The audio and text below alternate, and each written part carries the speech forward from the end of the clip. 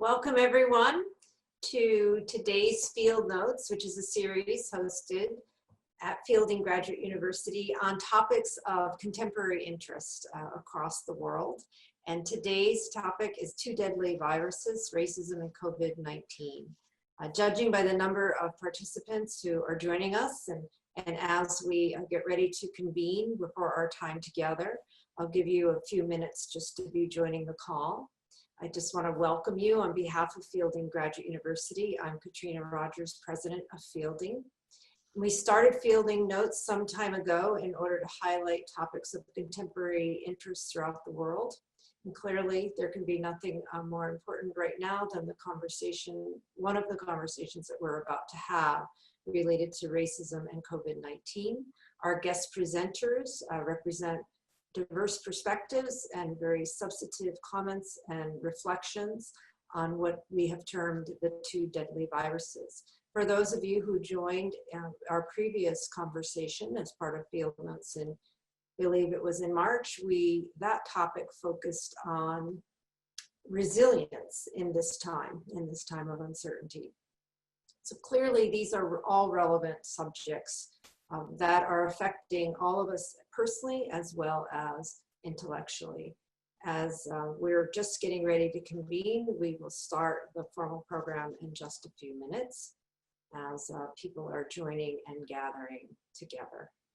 So again, I just want to say welcome on behalf of Fielding Graduate University.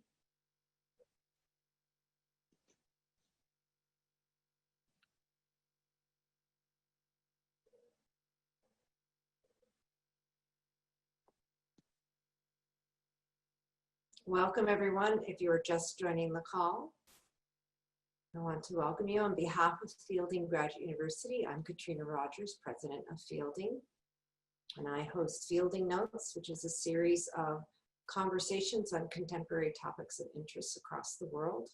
Today's topic is two deadly viruses, racism and COVID-19. And judging by the overwhelming response, this is a topic of high interest to many people, for reasons both personal and professional.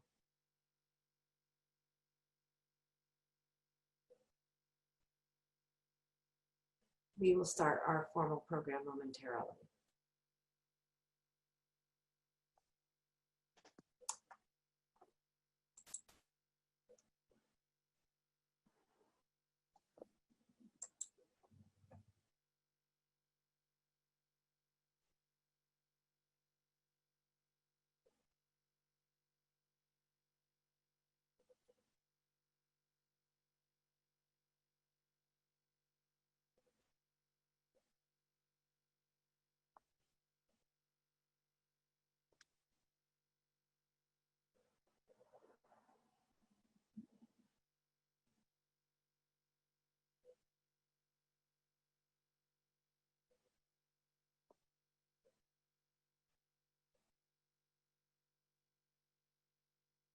All attendees on the call are automatically muted.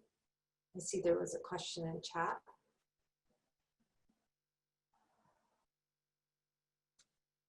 You're welcome.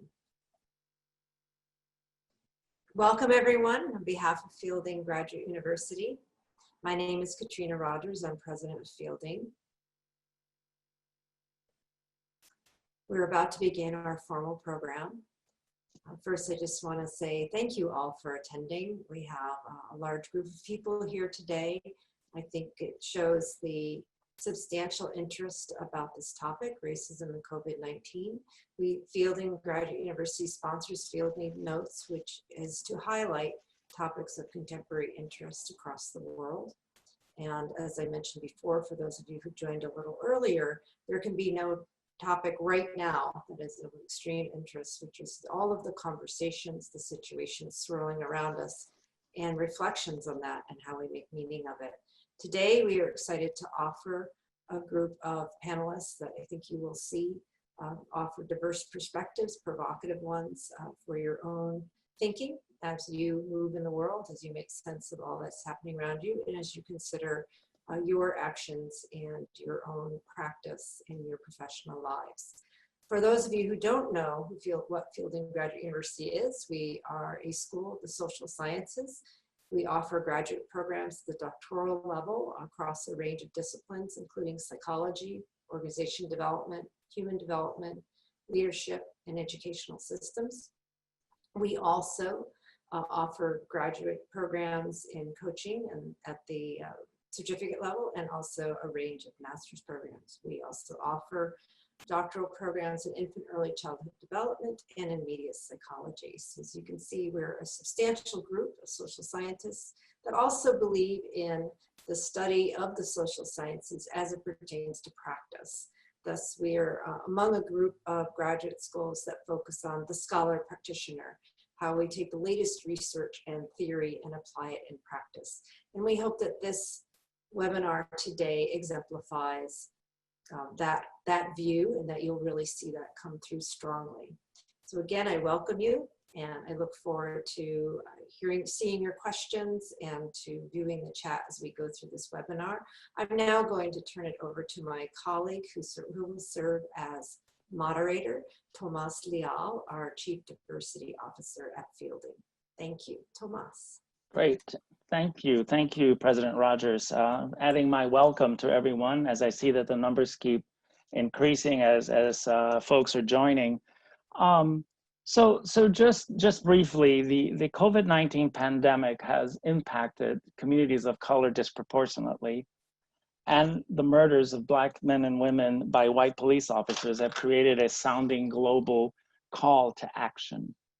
Our panelists today, as President Rogers mentioned, and I will introduce them in a moment, will be sharing their experiences, their rich experiences in their different communities and their scholarly research and work, as well as the ways to address these issues with intent, focus, and actions. In the chat location of the Zoom in the chat box is what I meant to say. Please enter your location and 2 words of how you are feeling right now about this topic. Okay, so in the chat function, in the chat box, please enter 2 words for how you are feeling right now about this topic. Ask questions, any questions you might have throughout the presentations. Please make sure you ask those in the Q&A box, right? So it's 2 different functions, the chat box and the Q&A box, and we will address them in the Q&A portion of the webinar after all of our panelists have presented. Also, please enter any comments besides the 2 words throughout the webinar in the chat box. We will, like I said, entertain questions after the panelists have had the opportunity to share their comments. So next slide. So just introducing very briefly our panelists. Dr. Tom Hayashi, who is the chair of the Department of Leadership and Management at Saybrook University and also an alum of Fielding University, Graduate University. Jelena Burns, she's a doctoral student in educational systems at Fielding Graduate University. Dr. David Blake Willis, who is a faculty member in the School of Leadership Studies at Fielding. You met Dr. Katrina Rogers, who is the president of Fielding Graduate University. And last but certainly not least, Sabrina Epps, who is a doctoral candidate in the HOD program, School of Leadership Studies at Fielding Graduate University. So this is the list of our presenters. And as Dr. Rogers said, this is a diverse group of panelists who bring diverse perspectives and will really share their thoughts, their experiences, and their calls to action. So I'm going to start off with Dr. Hayashi, who will then kick off the panelists. Thank you, Tomas, and thank you, President Rogers, for your kind invitation to a bit of a homecoming. I certainly miss the community very much, and you know, anytime there's an invitation like this, I certainly am heartened by it, and I would never think of turning them down. So anyways, again, my name is Tom Hayashi, and I am an alum of Fielding Graduate University in the HOD program. And my part in the panel, I would like for us to consider a historical context to what we're seeing unfolding before us in the two types of viruses, as the title suggests. That would be sort of my path in my presentation to you today, and hoping for some dialogue between us. I've titled it Our Common Past, Our Common Purpose. Next slide, please. So when you consider, you know, we all are, I think, sort of kindred spirits when it comes to our main concern about not only the state of the nation and the world today, but this is an ongoing call to action and concern, which is around social justice. And I look to one of my social justice mentors, Yuri Kochiyama, who's a Japanese-American woman that maybe not too many of you may know, but she's actually has very deep roots in the beginning of the civil rights movement, have aligned herself with a number of leaders, including, but not limited to, Malcolm X, who said very poignantly that the United States of America is a nation where people are not united because of those three glaring frailties, which is racism, injustices, and inequalities. I also look to Howard Zinn, and I ask you to reflect on these words. Protest beyond the law is not a departure from democracy. It is absolutely essential to it. Next slide, please. So when I was first contacted by Tomas to consider participating in this panel, he had first indicated that there was an interest in talking about how COVID-19 pandemic has impacted a number of different communities. How quickly did this sort of the scope of our topic today has expanded to something much deeper and more expansive, and that now we're talking about two types of viruses. But it is certainly rooted in fear, and there's a lot to be afraid of.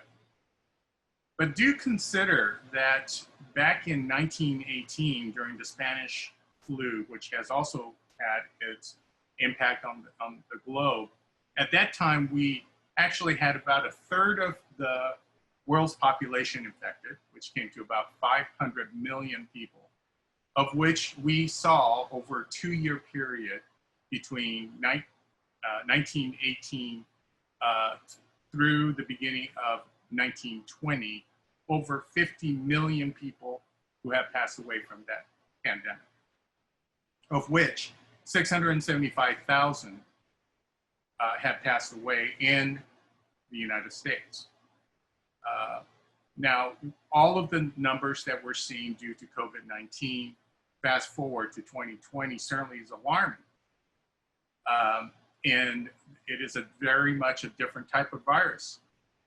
And it has taken the lives of 512,000 across the globe, with at least 10 million infected. And in the United States alone, we've had at least,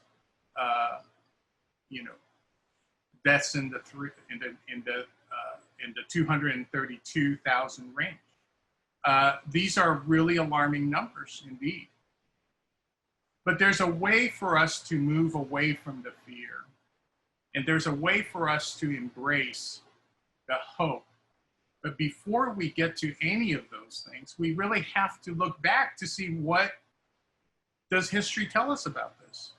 Many of the mitigation efforts that we're seeing play out today have been actually implemented back in 1918. So we should not be, this should not be a brand new sort of proposition in terms of how we take care, how we actually make some sacrifices in order to get through a pandemic. And there's a lot that we have learned from that very experience, in addition to some of the medical advances. And so that's something to definitely consider as we try to survive through this pandemic as well. Next slide, please. And certainly, you know, with added stressors, that there will be triggers for hate. But let's not forget that that's always been right at the surface, and that we only needed a combination, the right combination of forces in order to produce even some of the heinous things that we have been seeing. But at the same time, it's a point of awakening for all of us. And it's also to acknowledge that there is a mandate for us. Next slide, please. So I'm going to just go through some of the things for us to consider. Again, I'm not going to dwell on too many of these things, but just some images to help us understand history. So one of the things that I had thought about as an Asian Pacific Islander person in the United States, and also as a first generation immigrant person, is really what did this look like for my people? And being ethnically Chinese and Japanese, you know, I think back to the 1800s. So in the 1800s, after the Civil War, we had the abolishment of slavery. And then there were still need for cheap labor in this country. And therefore, where did we turn? To the Chinese. So there were laborers from China who were brought over to work on a number of things, including agriculture, as well as some of the major projects, infrastructural projects, such as the Transcontinental Railroad. Next slide, please. And then with that, of course, not just that we had replaced sort of one source of labor or low cost or no cost labor to another, but that the suspicion and the hate towards and the xenophobia of those who are different than the mainstream has also played out in a form of, at the time in the 1800s, it was called the Yellow Peril, and that there was fear that Chinese men would seduce a white woman and you know, attack them physically and sexually and otherwise.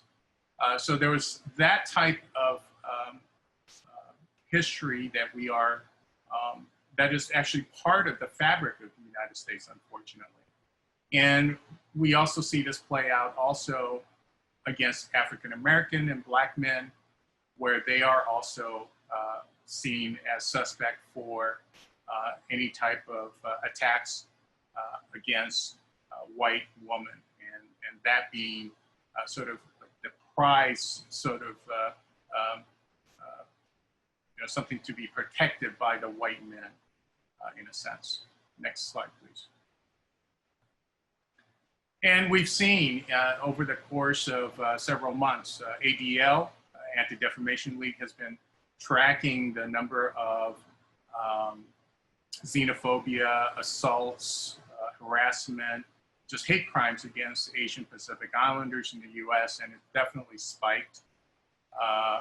And with a lot of the political figures in the United States who have even very, you know, very freely used such terms as Kung flu to refer to the COVID-19 virus.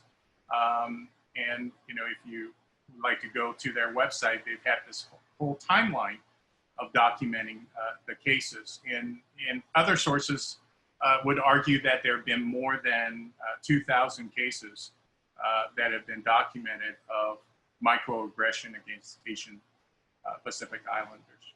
Next slide, please. And we all see various forms of this, and some of these images I'm sure you recognize because it's been all over the news.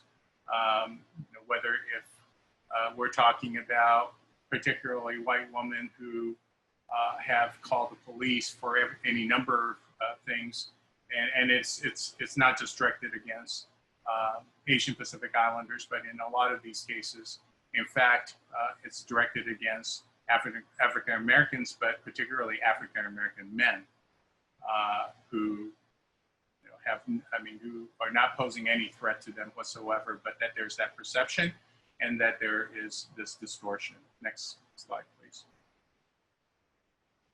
And these are all, again, related to history. And when you think back to the 1871, not too many people see this in the history books growing up, but it is true that we had a documented case of a massacre that took place in the Chinatown in Los Angeles. And this is actually one of at least a handful of massacres against Chinese immigrants that took place in the and the early 1900s. And juxtaposition to that, in 1927, there was another massacre that took place against African Americans and Black folks in Levy County, Florida. So again, this is again playing out. Next slide, please. Unfortunately, more examples of this. Chinatown in Santa Ana, California in 1906 was burned down by the order of the city council, with the premise being that there was a plague that was spreading in Chinatown, when in fact the only type of plague that was really spreading at that time in that area happened to be racism, and that there was action taken for public health reasons to burn down all the buildings in that area to make way for other type of buildings and the like. And so today, if you go to Santa Ana, there's no sign of Chinatown ever being present in that location. And then when you think about Tulsa, Oklahoma in 1921, my goodness, another case of attack on Greenwood, one of what they would call the Black Wall Street. So even when you try to sort of stake out a space in a community to build up, that there's a tendency for racism to motivate white men to tear it all down and to cause destruction and death. So that is really the history that we're looking at as well. Next slide, please. Another image, slightly on a hopeful note, in a sense that, while there have been some tension even between the African American and the Asian Pacific Islander community over some time, that hasn't always been the case, and that's not always the case now. But I'm just really heartened when I see photos in terms of what is possible. This was actually a photo that was taken when Martin Luther King and several of his associates, as well as others who have gathered together for the March on Selma. And I've often wondered when I first saw this photo, I said, well, why are they wearing leis? They're certainly not in Hawaii. Where did these leis come from? Well, it turns out that a colleague of Dr. King by the name of Abraham Akaka is another clergy in Hawaii, had long admired what was being done in the South as a Japanese American who have lived through internment and that sort of thing. And so he had, in solidarity, sent these leis for folks to wear and to march forward. And so, again, there's a lot of these, and among those who are the marchers, there's actually been some Japanese Americans who have taken part in the march as well. So, if anything, let's learn from history. Let's seek inspiration from history, and let's move forward together, I guess is what I'm taking away from that. Next slide, please. And I think that for me, as I'm reflecting personally, I need to do two things. One is I really need to hold on to the hope, as I have with some of these images, and then also hold on to the pain. And I think we do need to be reminded. We need to be reminded of the the underlying issues and those who have passed, in our community due to racism and also to microaggression. So on the left, you see the photo of a gentleman by the name of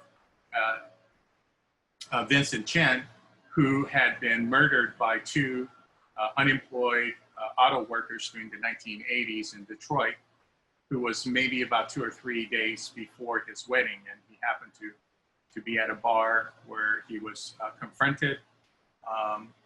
And those two men who were arrested and charged never saw a day in jail. In fact, they were actually acquitted. And that has actually sparked the Asian Pacific Islander activism against these kinds of incidents. And even more recently, when I served as the executive director of OCA, which is a membership-based civil rights organization in Washington, D.C., we took on a case related to this gentleman that you see on the right-hand side, which is Danny Chen, who had been harassed by his unit members and his immediate leader in the Army when he was deployed to Afghanistan. And the official account that he had taken his own life at a guard tower, but there's questions lingering about whether he had done that or perhaps that he was murdered. And so that's something that also is something that we cannot forget to date. Next slide, please. Next slide, please. Yeah, so essentially there's much there's much history and there's much desire for the Asian Pacific Islander folks in this country to be involved in the protests, and it's not a most recent sort of phenomenon. And that's something that we're also trying to get the young and the old involved, and not just in the social media space, but also out in the streets as safely as possible now. But it is something that unfortunately a lot of people just don't associate with Asian Pacific Islanders. But there's a bunch of us who are really interested in that movement. Next slide, please. So all this to say that we really must not let history just fade, and that it is so important for us to unite against the systemic gravitational pull towards oppression, captivity, and death. And division strengthens the power of the oppressors, and we must always fight in solidarity. In the interest of time, I'd just like to yield some of my time to my colleagues, but I do have some, I don't know if the slides will be distributed, but there are some other information that I was going to share, and I'll just maybe leave with this because I think this is so interesting if I could have maybe a minute or two. So there was another social media post that I came across of an Ohio politician who was fired as an ER doctor of all people, who had said that colored population more likely to get COVID-19 because they don't wash their hands well. Well, I was so curious as a social scientist to see if there's any study in this area. Well, so this is what I've discovered. If you could please advance to the next slide. So, we all know that this can't be generalized too much for a number of reasons, sample size and all those kinds of things. But I thought it was very interesting that as far as hand washing behavior among college students, and mind you, these are also college students, but the data, without going to all the details, suggests that, well, what was claimed by that doctor, the emergency room doctor and a state legislator, is just not correct.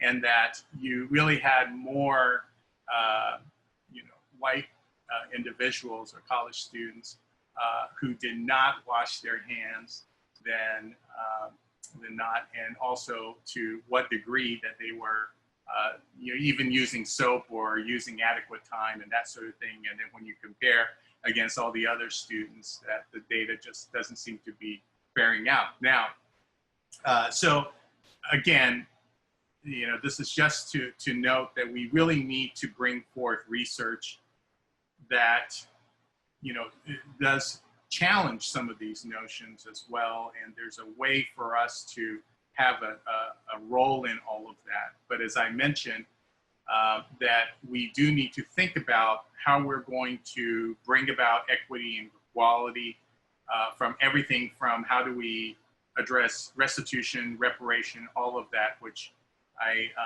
am fully, as an individual, ready to have that conversation, and I'm hoping that we will start to move in that direction. So thank you. Thank you, Tom. I appreciate that. It's a great sort of start to our webinar. I just had to note, I liked your comment about holding on to hope and at the same time holding on to the pain. I think those are really important thoughts. I wanted to remind everyone to put any questions you might have on the Q&A box, and then we will try to answer those questions at the end of the presentations. I will say that if we don't get, of course, we probably won't get to all the questions. We will have the questions, and a group of us will answer them and send some of the answers and some of the responses through an email blast for those that attended. So just wanted to remind people to put your questions in the Q&A box. I want to move on to our next panelist. Jelena Burns is a doctoral student at Fielding Graduate University, as well as from the Navajo Nation. So Jelena, on to you, please. Okay, so as mentioned, I am Jelena Burns, and as a Navajo, we identify through our 4 clans. So I'm going to go ahead and share that with you all. The first is my mother's clan, which is Bitakni, and I was born for Totachitni. My maternal grandfather was Ashi, and my paternal grandfather is Kia'ani. So we identify through our clans, and that's who I am. I am very honored to be here and be a part of this panel. And I wanted to say ahihe, or thank you, to Fielding Graduate University, my fellow panelists, colleagues, and all the guests that are here with us to participate in this webinar. I'm grateful to be given this opportunity to share with you all information about the Navajo Nation. Next slide. So one of the big things that has happened is when COVID-19 hit the Navajo Nation, it hit us pretty hard. Next slide. On this map here, it does show the entire Navajo Nation, and it's located in Arizona, New Mexico, and Utah. It's about 2,700 square miles. It's similar to the size of West Virginia. And you'll notice right there in the Navajo Nation, we do have the Hopi Reservation within the boundaries there. So that's right there in the gray area. The Navajo Nation is divided into 8 agencies. So we have what's called, the agencies are Chinle, Crown Point, Fort Defiance, Shiprock, Tuba City, Winslow, Kayenta, and Gallup. Next slide. This slide here shows an overview of different information from the 2010 census. So these statistics show that our enrollment is 332,129 Navajos. And in order to be considered in that enrollment count, you have to have at least 1/4 of Navajo blood within you. 47% of the enrollment live on the Navajo reservation. The average household income is about $27,389, and our unemployment rate is 55.9%. And I just wanted to mention, with all of the Navajos that do live on the reservation, it's about 96%. And there are some households that are multi-generational. Next slide. This slide here lists all the biggest factors affecting the Navajo Nation, and this was here even before the COVID-19 hit the Navajo Nation. So all the factors listed, they're very, I found this on the web. they're very my apologies. Let me start over. All the factors listed here have been factors even before the COVID-19 pandemic. Not every household has water and electricity. Our police force response time is above the average of 10 minutes. The vastness of the land can make it difficult for a quick response from the 200 plus officers that do patrol our Navajo Nation. Our internet infrastructure is not reliable or as developed as other major cities. The availability of housing is limited. There's very few rental opportunities or purchasing options. The use of drugs and alcohol are issues.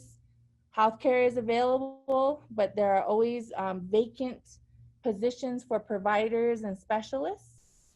Several schools are labeled as underperforming, but there are other factors that need to be taken into consideration when it comes to that education aspect.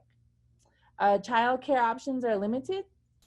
The Navajo Nation is not as economically developed as those around us, and the unemployment rate, as mentioned before, is high, and we lack a physical address system. Next slide. So this slide here shows the timeline of events and how COVID-19 began to affect the Navajo Nation.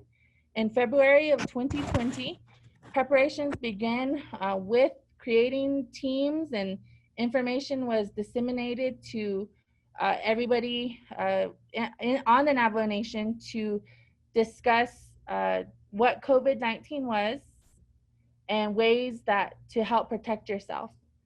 On March 13th of 2020, the Navajo Nation president and vice president issued an executive order to close down the government, the tribal school systems, which was about in line with what the state of Arizona was doing. On March 17th, that was when we had our first confirmed case. And as the cases started to rise, we were placed in a shelter in place.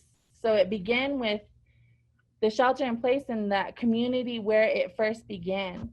But by March 2020, the shelter in place was in effect for all of the Navajo Nation.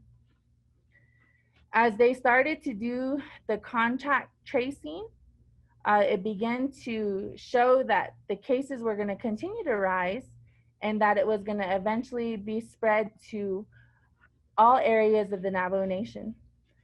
March 29th, daily curfews began. So we had to be home by 8 p.m. and not leave our homes until 5 a.m. the next morning.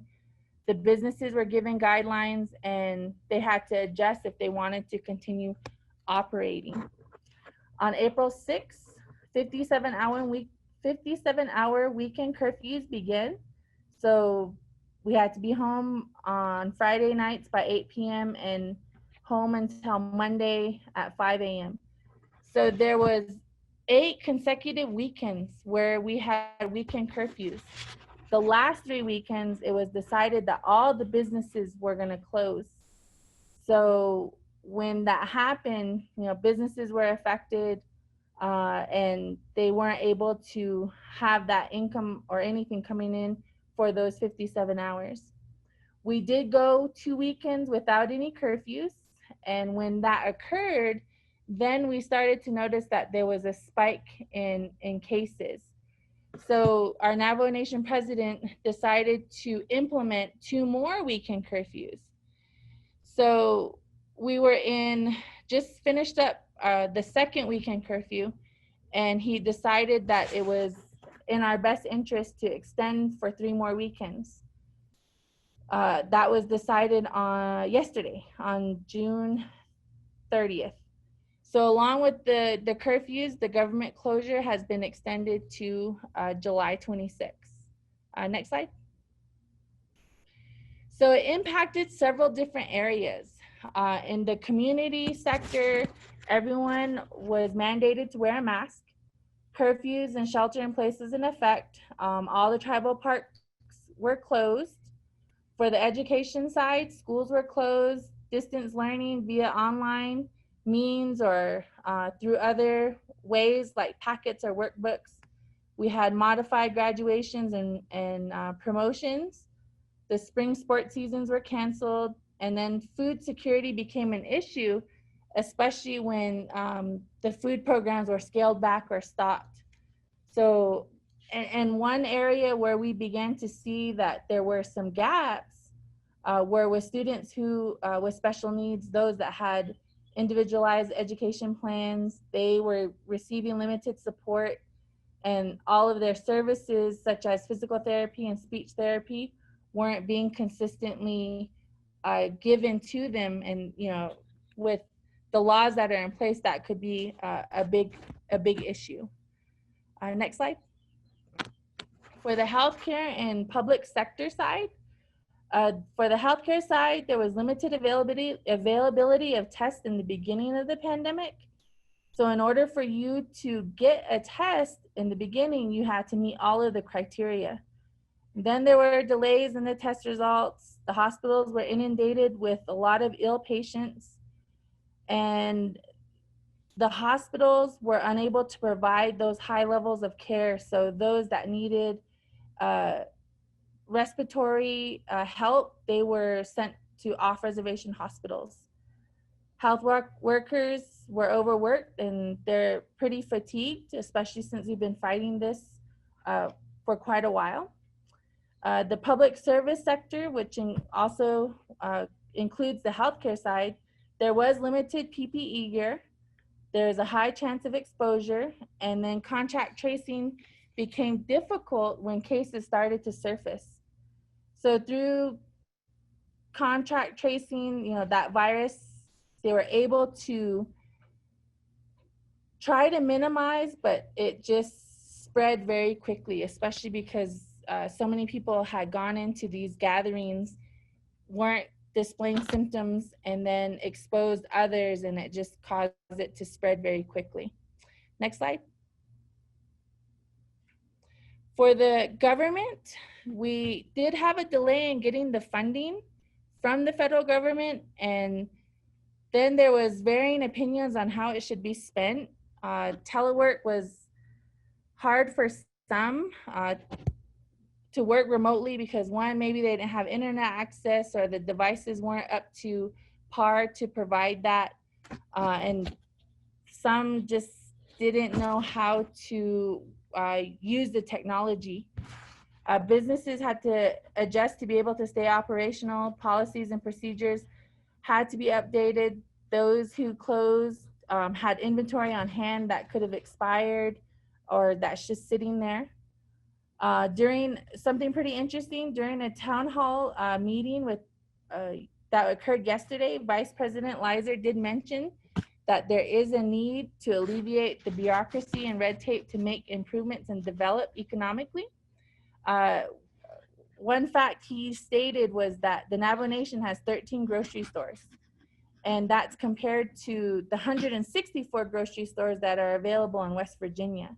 So when you compare the sizes, we have 13, West Virginia has 164. So he estimated that we are behind the times by at least 30 years. Next slide. This testing data is updated as of yesterday. So the positive cases that we do have on the nation are 7,532. There are 54,734 tests that have been administered. 5,095 have recovered, and there are 363 deaths. The closure, I did have it here as July 6th, but that's been extended to July 26th. The fairs, rodeos, things that involve large amounts of gathering of people have been canceled, and the different emergency orders that have been issued include, you know, the curfews, the daily curfew. So the latest numbers are provided daily, and it usually happens in the evenings. One thing I did find out as I was researching the data, the border town data from places like Winslow and Gallup, they're not included in the case numbers, so the number of cases could be higher. And when we hear the counts for Arizona and New Mexico, the Navajo Nation numbers aren't part of that count. So if we were to add all those together, the numbers within the states are higher. Next slide. As the spotlight, as more cases started to pop up on the nation, it became like we were under a spotlight. So it started to show that we had a need for infrastructure for basic needs, more access to healthcare, that there was a lot of multi-generational homes. It showed our lack of housing availability. We do have the land and, you know, the treaty obligations that were set forth in the Treaty of 1868. We still get our funding, but it did show that all of these issues are still, you know, here, and they've been spotlighted. Next slide.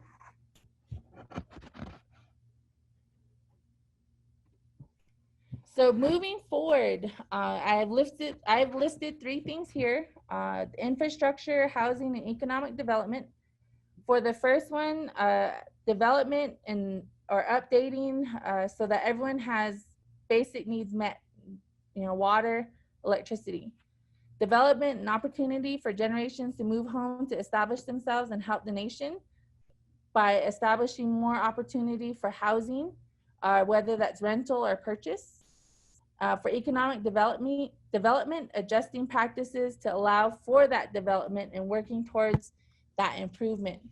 A couple of questions that, you know, I had as all this was occurring was, you know, how is it that we're not as developed as areas around us? And then what do we need to do to ensure our treaty is honored, that our basic needs are met? So those are some of the questions that I had. In closing, I just wanted to mention that as Navajos, we are very resilient, and we've endured other hardships such as the long walk, other pandemics, and you know, events like the Great Depression, but we're still here, and we're going to continue to be resilient. So I thank you for having this opportunity and the time that was allotted to me. Ahihat. Thank you, Jelena. Appreciate your comments. I really think those 2 questions are important questions that you ask. So thank you for that. Moving on in the interest of time with Dr. Willis. So David, take it away. Jelena, thank you so much for your presentation. It's very moving to hear on the ground what is happening. I don't know about all of you, but I find almost daily I'm tearing up hearing what's happening on the ground with people around the United States and around the world. So the twin pandemics, if you'll go on to the next slide, please. The twin pandemics that we have here really are about fear and othering. I'm going to give a bit of background on this and hope to give some hope at the end there as well. First of all, our prayers for all of those affected by COVID-19 and its impacts. This is something I took from the TV last night. 23 million Americans have contracted it, 10 times the number have tested positive. And of course, it's continuing too. We are seeing a truly devastating pandemic, and we're just beginning to grasp. For example, in late April, the number of deaths in the United States surpassed the total number of Americans killed in the Vietnam War.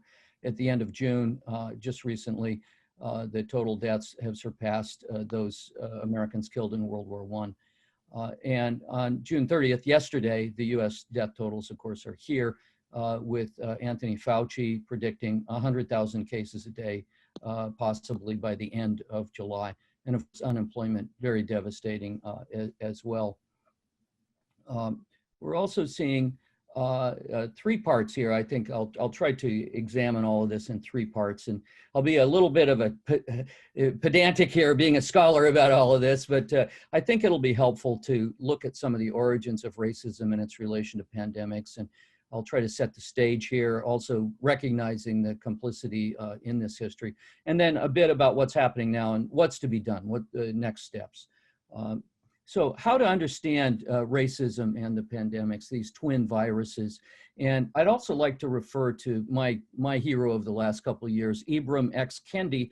Ibram X. Kendi's book, How to Be an Anti-Racist, absolutely amazing book, which everyone should read.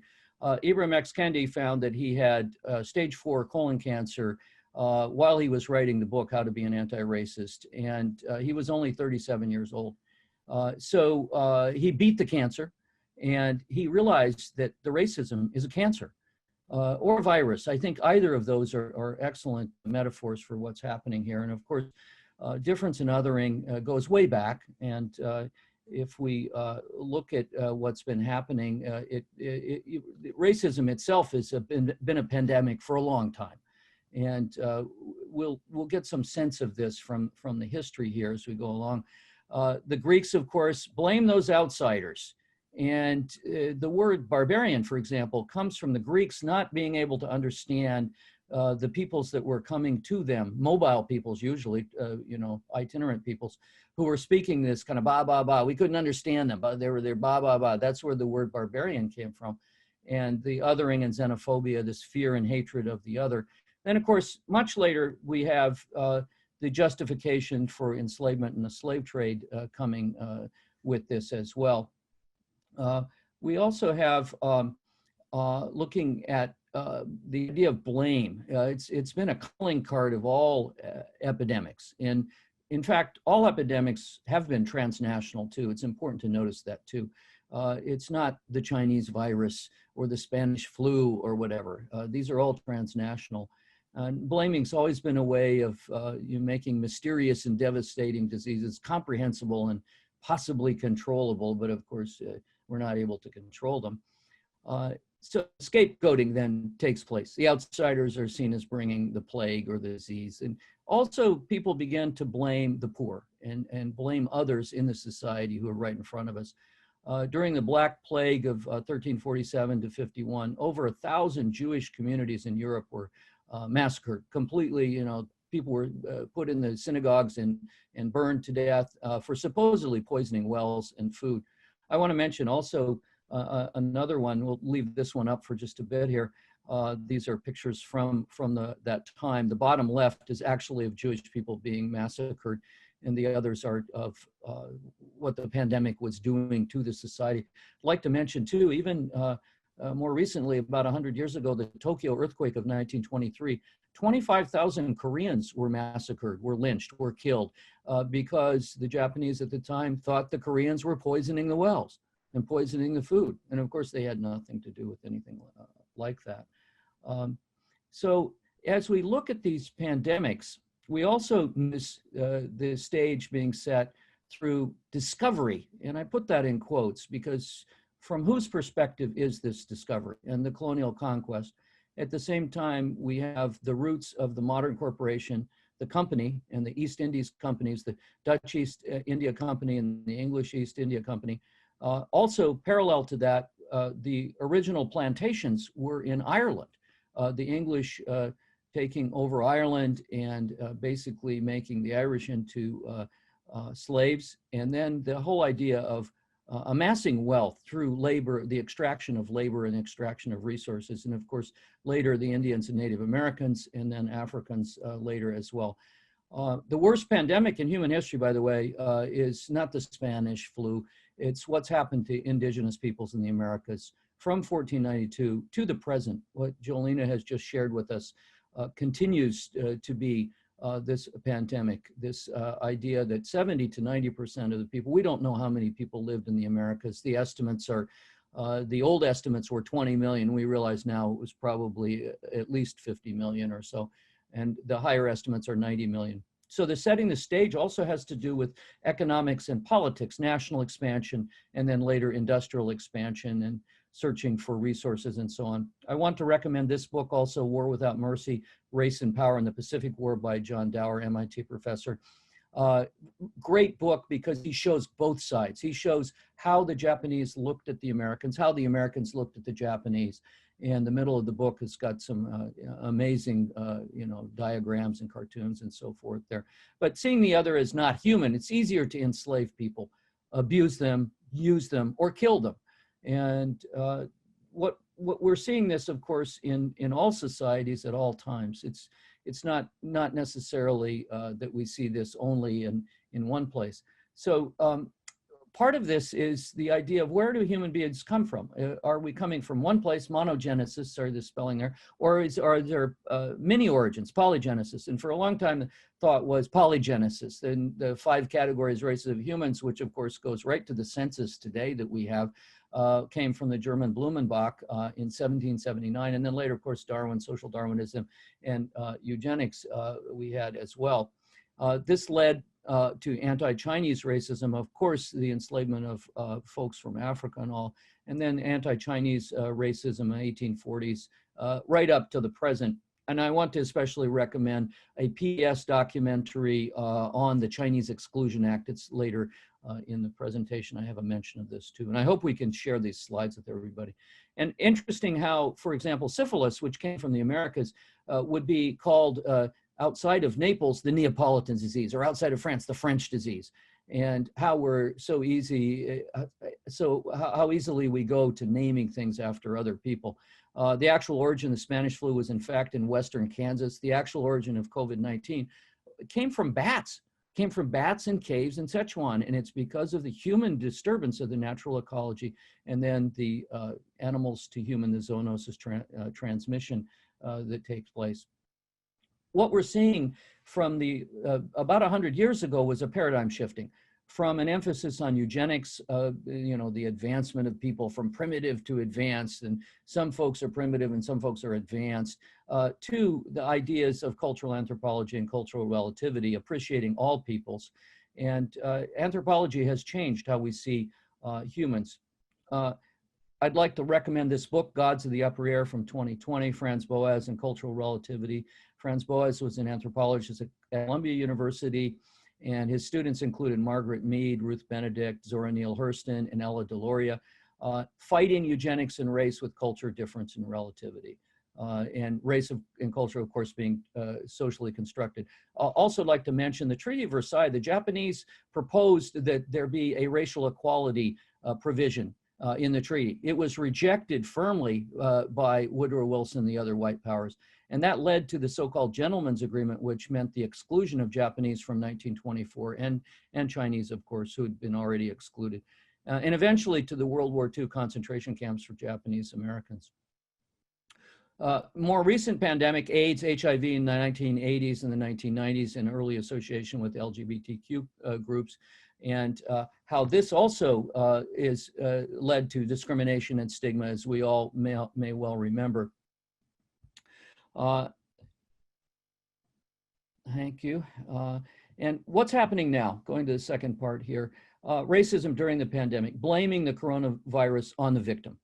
So Chinese or Asians in general, and we've seen these terms, the Wuhan virus, the Kung flu, and so forth, and blaming it on poor people who are disproportionately affected, as we heard earlier from Tom and from Jelena. The reality, COVID-19 is a human virus. We need to keep emphasizing that. We're living in a racism pandemic, says the president of the American Psychological Association. And how does language is used is really important. I think we're all so aware of this now and watching how this is taking place. I'm not a virus.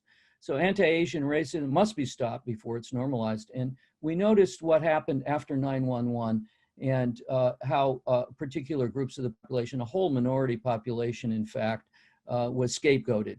And now we have a similar thing happening about rumors circulating that Chinese people are spreading the coronavirus. My wife's from Japan, but of course, many people don't know. They might see her and think she's Chinese. And, that we get the look from people scurry away from us and so forth. And even hearing about Chinese doctors who have been spit upon by patients and so on. It's just kind of amazing to see all of this happening. So being aware of it and getting it out on the table, I think is a good part of all of this. Someone asked about fake news and what we do. Well, one thing is to get this all out on the table. We have seen this script before, and we will see this script again. And it's important to be in solidarity with everyone. That's part of the answer, I think, for how to hold on to hope. So there are very unequal impacts to what's been happening. I won't read this, but you I think are well aware of how this is damaging certain communities more than others. And it's not because they don't eat properly or don't, have good health standards and all. It's because of the inequalities that come from the situation earlier on. And we need to recognize that. And I think the recognition of that came with Black Lives Matter after the murder of George Floyd and so forth. Latinos in California double the rate of whites in California. We heard on the news last night. Farm workers are especially hard hit, and they're essential workers, got to get food. These workers are afraid to get tested. They fear catching COVID-19, being unable to work. These unequal impacts of racism, of course, lead also to, if you see the bottom here, this idea of the post-traumatic stress syndrome can be extended to the post-traumatic slave syndrome. And I also had put in the post-traumatic genocide syndrome, I think, for Native Americans, First Nations people as well. At UCLA, this Professor Chandra Ford mentioning 24% of COVID deaths in the US are amongst Black folks. And in fact, they're only 13% of the population. And we're seeing figures like this all over. And stop blaming the victim. Stop blaming the victim. We need to be thinking about, in Latinos, 29 out of every 100,000, 31 out of every 100,000 Black people, 31 out of every 100,000 Pacific Islanders, versus 15 out of 100,000 whites. And of course, the wealth disparities are very deep in this. 4 stages, responses. It's not happening, it's something far away. You recognize that. That was like in January, early February. Second, it's happening, but it's not so serious, but it is from China, and the conspiracy theories start up. And then around March, we maybe need to take this coronavirus seriously. We start to see daily briefings, which we haven't seen for quite a few months now. And then the talk of the Wuhan virus. And then, so those are the first 3 stages that we have here. And then the 4th stage that we have is the discovery of who's sick, who's dying. And this was entirely predictable. And then it's not us, the economy is more important, and then put even more blame on China and on Asia. And then blaming marginalized communities in the US. And of course, we begin to have the protests with guns, anti-lockdown, anti-vax protests. I'm seriously worried about whether we will, if we get a vaccination, if people will actually take up the vaccination. So then the new stage now, and this is where the hope starts to come. We've got an uprising of victims and widespread support. I'm imagining that many of the people on our webinar today have been to the protests, and it's so encouraging to see so many young people and to see so many different people. There's a unity that is being met, however, by a doubling down of the racism. But I don't think it's going to carry this time. I don't think it's not even dog whistles. It's very direct racism that's going on. But there is a need for solidarity for sure. The Black Lives Matter movement, massive movement for change. This is in Sacramento at the beginning of June. We got to some of the protests, and we had some trepidation going to the protests, being together with all the people. But look at this, all the people wearing masks. All the people wearing masks, and please everyone, wear the mask. It's not a question. Hong Kong, with a population of 7.3 million people, all packed together, most densely packed together city on earth, only a handful of deaths. Thailand, with a huge 70 million population, less than 100 deaths. So what's to be done? Next steps, need for the society. We need a Truth and Reconciliation Commission. We see examples of this from South Africa, from Rwanda, and more recently from the First Nations Truth and Reconciliation Commission in north of us here in Canada. And we need to have, could you go back to the last slide, please? I think this is especially important. Restitution, recognition, reparations. The wealth of this country has been built on the backs of many, many people. There now needs to be recognition of that and some sort of treatment. Okay, the next one, please. And education, teaching changes, resources, teaching and so on, curricular changes, policy changes throughout all levels of education. We need to give attention to all of these. Then we have a choice. Are we going to continue with the system we have now, this rapacious predatory capitalism and unaccountable selfish individualism built on the backs of others and my rights? Or are we going to have an emphasis on the common good, on the common wealth? It's our choice. And this tsunami, compare this, the numbers of deaths and so on, to these other countries here. And the caseloads are very, very different on these. And you can see it by searching for the statistics on this. What is to be done? How? We have the resources and capacity to address these problems of racism, inequity, health, poverty, unemployment, education, and so on. What's to be done? How? The elephant in the room confronting a taboo topic is the militarization of American society, as far as I'm concerned.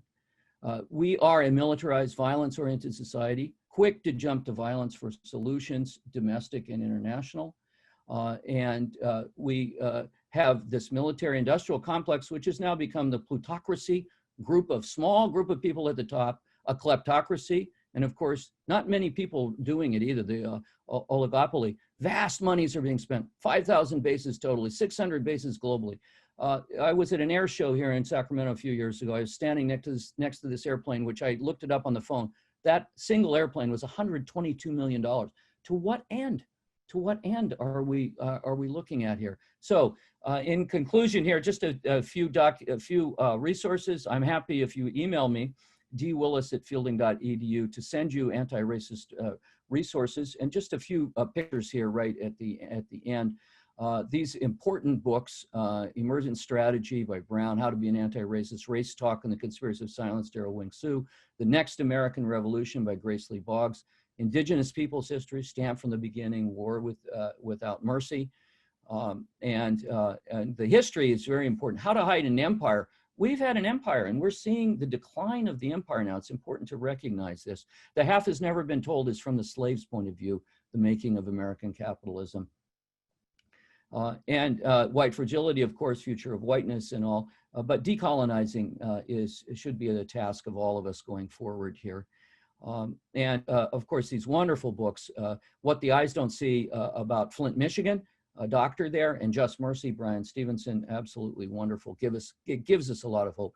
Talking about race in the Smithsonian Institution exhibit, it's a good one. Please have a look at that. Easy to find that online. And then finally, just a few pictures here. I'm sorry, I'm going over just a little bit here. I took these pictures at one of the protests that we went to recently, all together now. Let's put this all together. You know, thinking about George Floyd, thinking about all the other people. Please see the Chicks March March, that amazing song that came out last week. Martin Luther King, time is always right to do what is right. We want to be thinking about that as well. And finally, all lives can't matter until Black Lives Matter. And a movement, not a moment. I'll leave you all with this. I really think we're in a very different space now, and I'm very hopeful. Thank you all. Thank you, David, very much for that enlightening presentation. In the interest of time, I'm going to move on to President Rogers. Thank you. Thank you, Tomas, and thank you to previous panelists. I think you can see the nature and the richness of the conversation and the kinds of topics that we really wanted to share with you today, and the food for thought, if you will.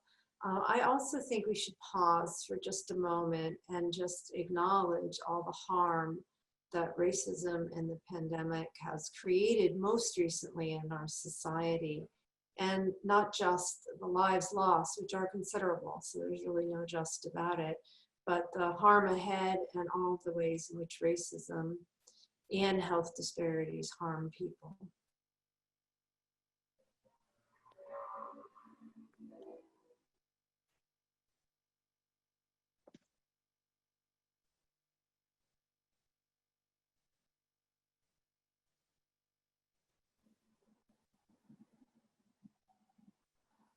Thank you, everyone. And I would also just like to say, let's hold in our hearts and our minds all of the people we carry the hope of ourselves and others into forging a new day. And to David's point, if we're to do this, we have to take intentional and pro-action in all of the ways that we engage with each other as human beings.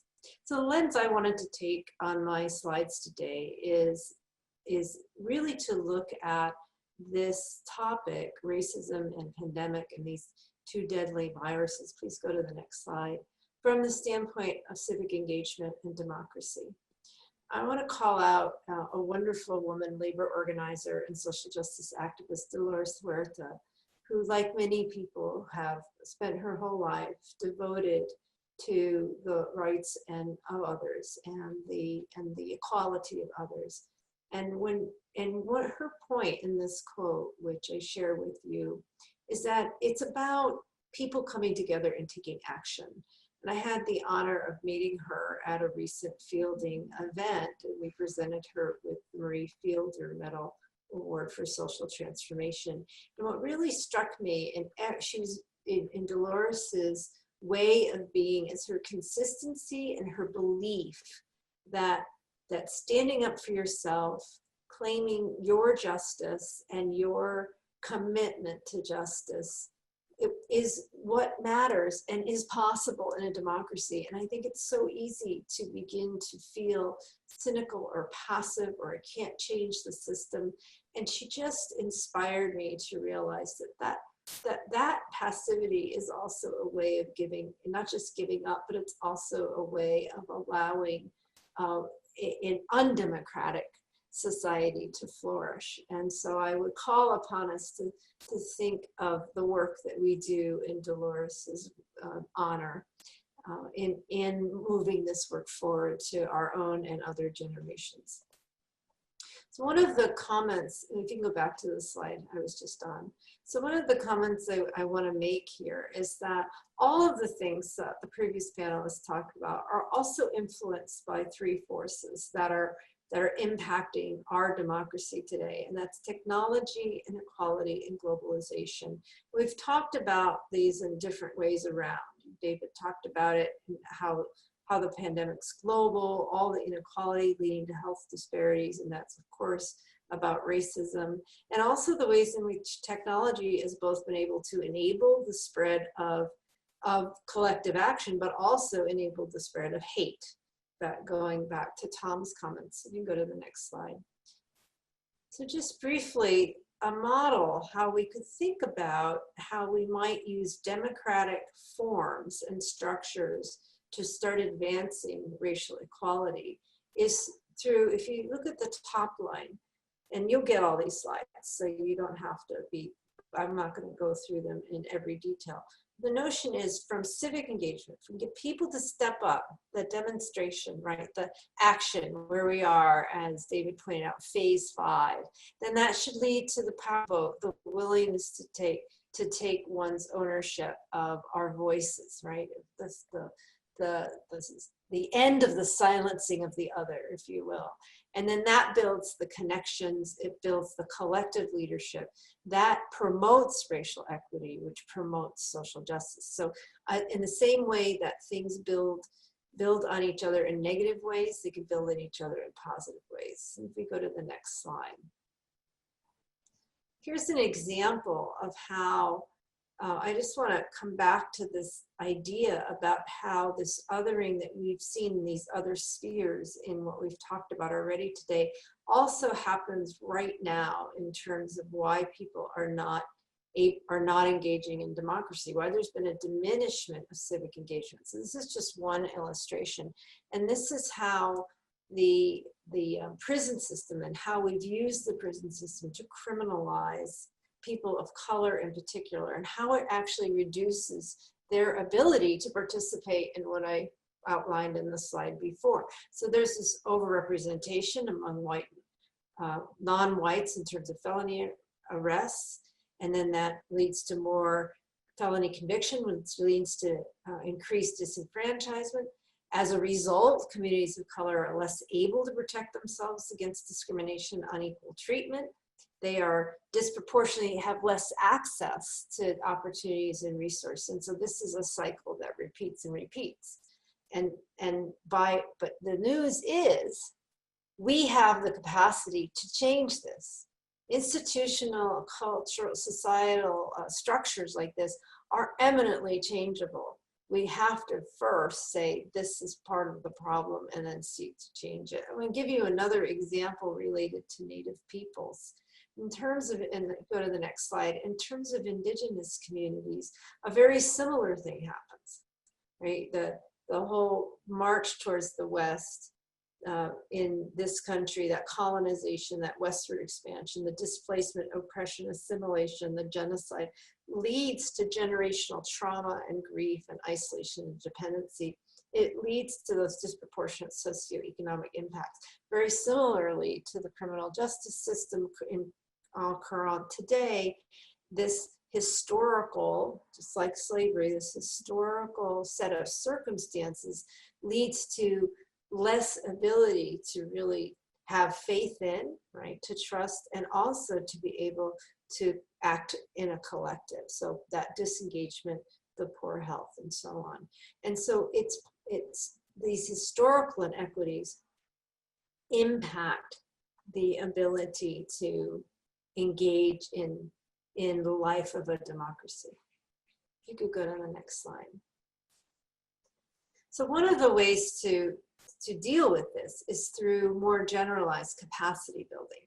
So this is the last slide that I have, because I want to leave you with just a few ways of thinking about all this work together. So what David and others have invited us, so what is to be done?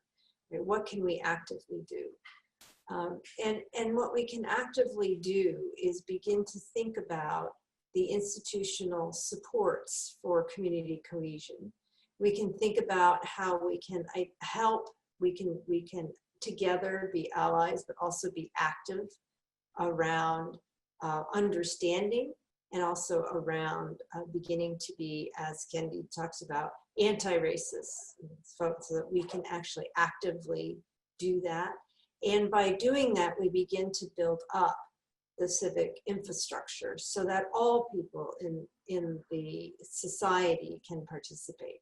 Now you might, this is a vehicle that's been tried and true and works. However, it presumes that there's a consensus around doing it, right? And there isn't, because clearly these same institutional ways, like how we disenfranchise groups of people, there are people actively trying to do that in society. So I'm presenting a conceptual framework fully aware that it's not universally promoted.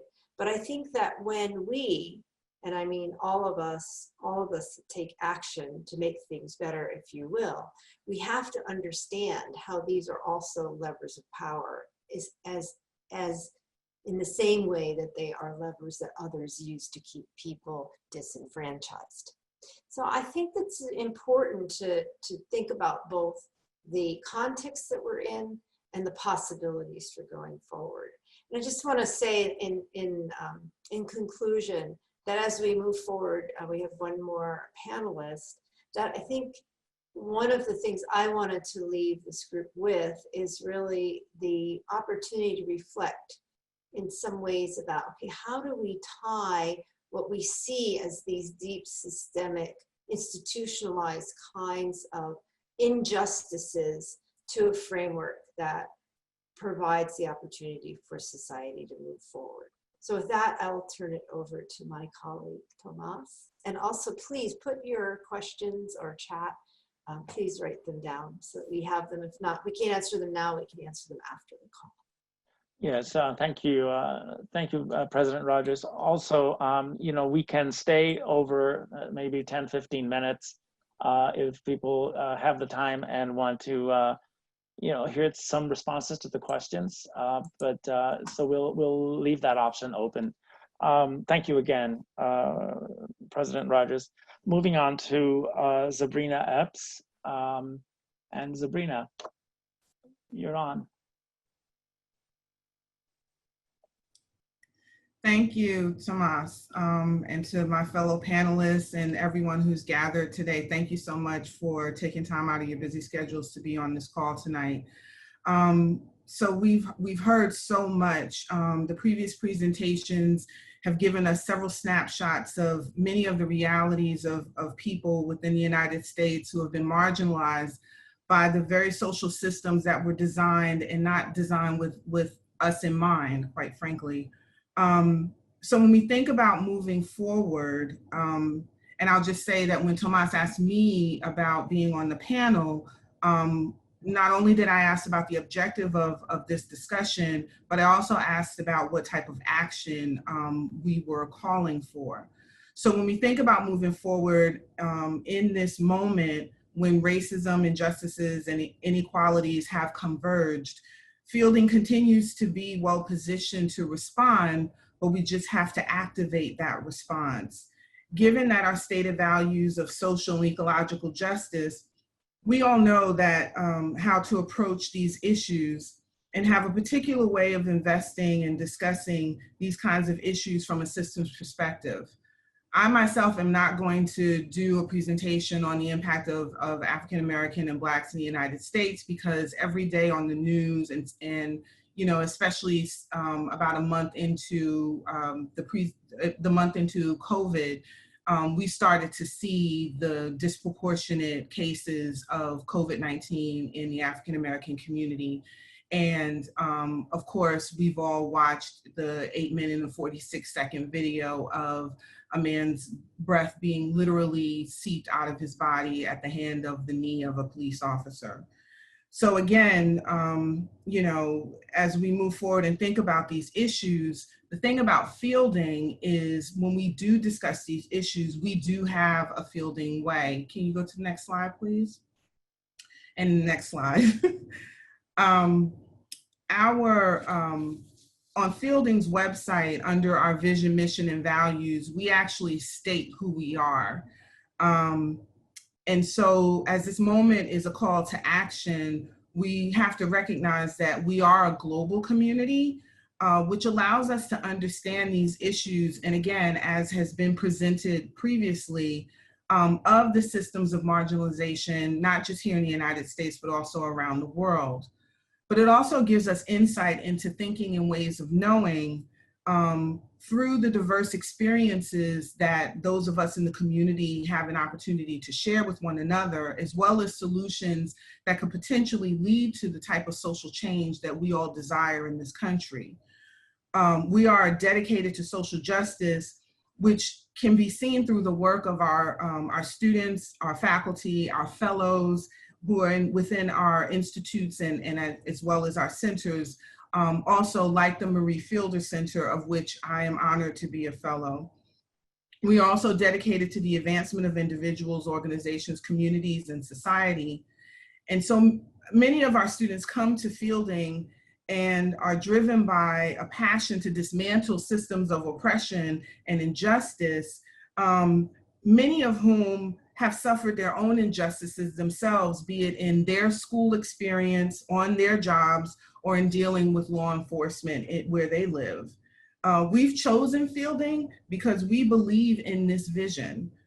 So again, Fielding is positioned as a thought leader and advocate for the hard work before us of building more equitable systems in this country. Next slide. So who are we? We are systems thinkers.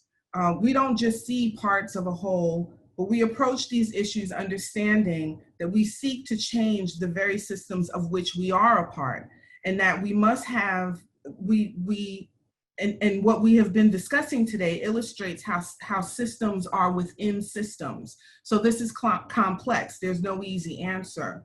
So we know that these are, you know, like I said, these are complex issues that won't only require a sledgehammer, as much as we want to use that, but also a scalpel.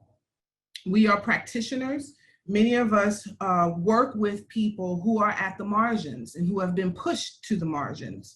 We came to Fielding to become scholars so that we can fully understand the origins of these power structures, many of like David illustrated in his presentation, and how we can be and become those agents of social change. We seek valid and reliable evidence.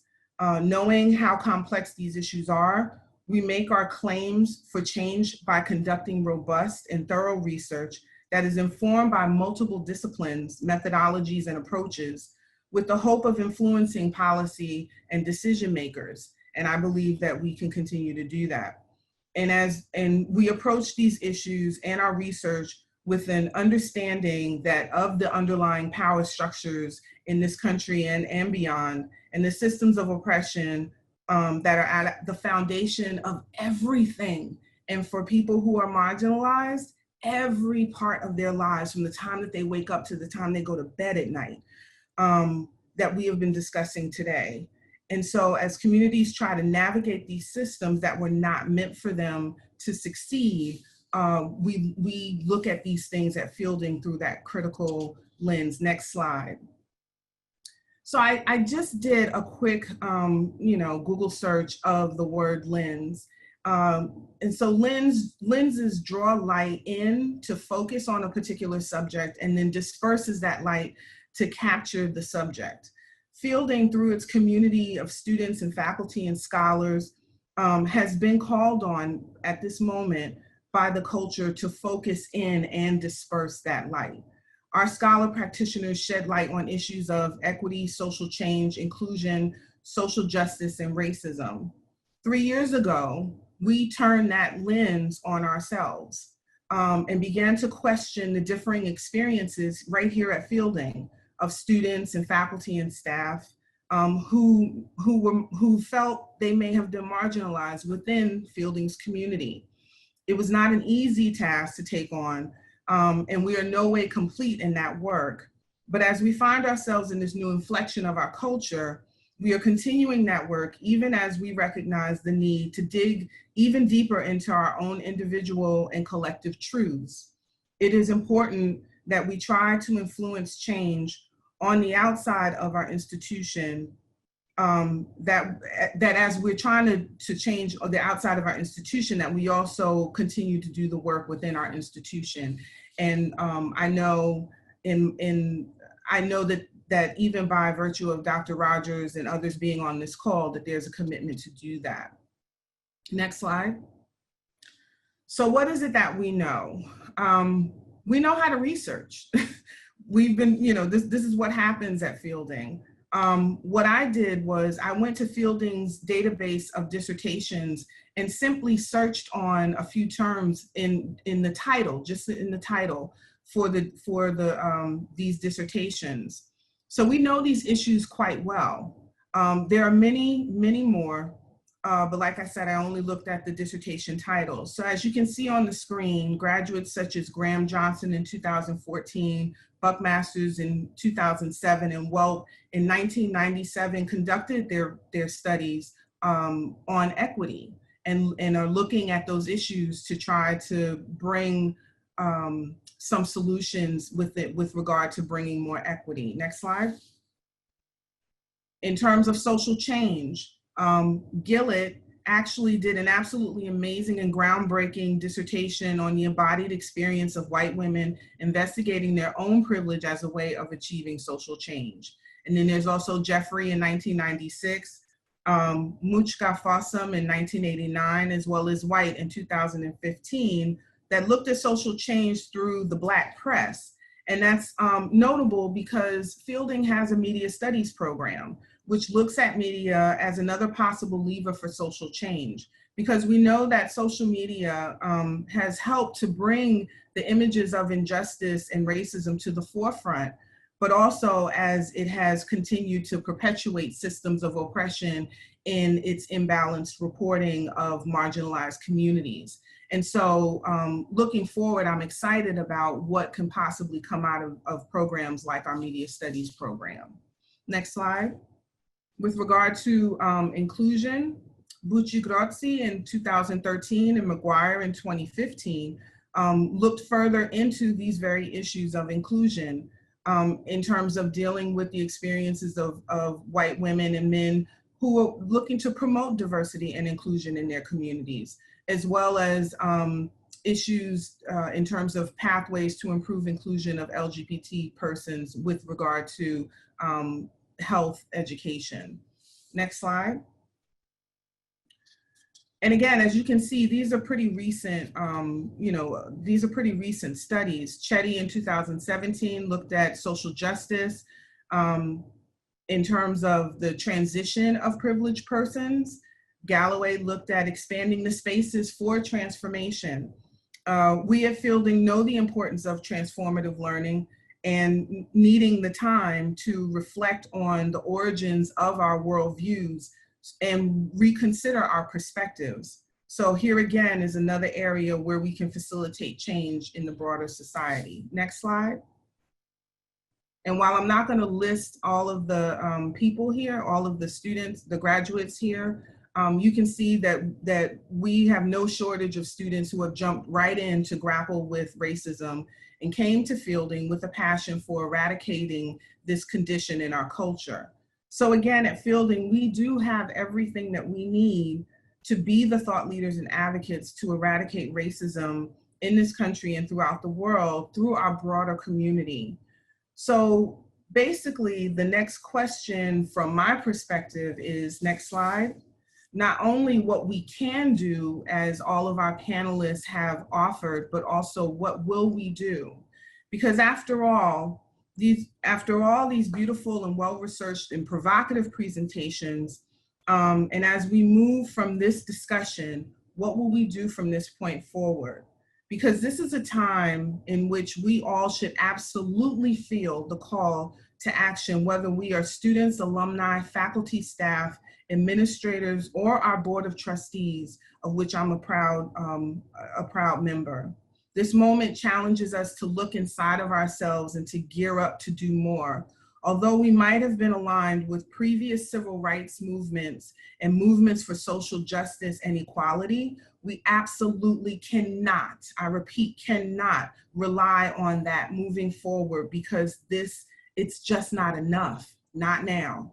This moment demands that our messages are more action-oriented, our reflections need to be deeper, and our responses to one another, particularly in interactions where white people are communicating with people of color or those who have been marginalized by our systems and structures. We need our responses to be more measured and not reliant on those previous allyships. We all need to take it up a notch. It's time. So again, I leave you all, everyone on the call, with a question about what we will do. And so I thank you for your time and for the opportunity to be on this panel for such a provocative conversation and a sobering one. But I also in with an absolute confidence in the ability of our community, along with the broader community of people who absolutely believe in equity and social justice, to take this opportunity to make that change. It won't be easy, but it absolutely will be worth it. Thank you. Thank you, Sabrina, sorry, for that Fielding way. I think that was just an amazing way of ending our panel discussion. I'm taking away not only transformational learning, which is what Fielding is, the Fielding way, but it's also about transformational action. And so thank you for that.